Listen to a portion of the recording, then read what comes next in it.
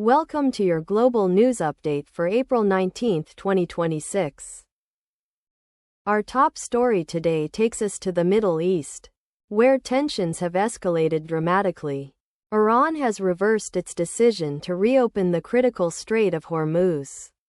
In a bold move, Iranian Revolutionary Guard gunboats fired upon at least 2 ships, including an Indian tanker, bringing traffic through the vital waterway to a complete standstill. Iran's chief negotiator stated that the strait will remain closed to international shipping as long as the United States maintains its naval blockade on Iranian ports.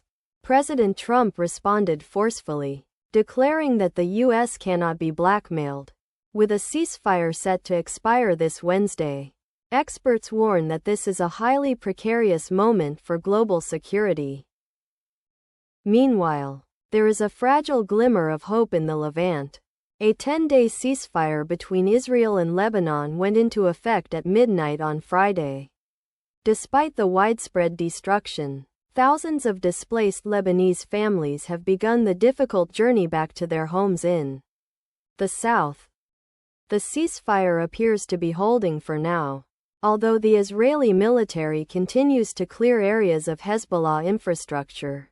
The Iran-backed militant group is not a direct party to the agreement, leaving the long-term stability of the region in question. Turning to Eastern Europe, diplomatic efforts to end the war in Ukraine have hit a roadblock. At the Antalya Diplomacy Forum, Russian Foreign Minister Sergei Lavrov stated that resuming peace talks is not a top priority for Moscow at this time. Ukrainian President Volodymyr Zelensky has urged both Washington and Moscow to return to the negotiating table. However, fundamental disagreements remain. Kyiv seeks to freeze the current frontline for a ceasefire, while Russia demands Ukrainian withdrawal from parts of the Donbas region. These compounding geopolitical crises are casting a long shadow over the global economy.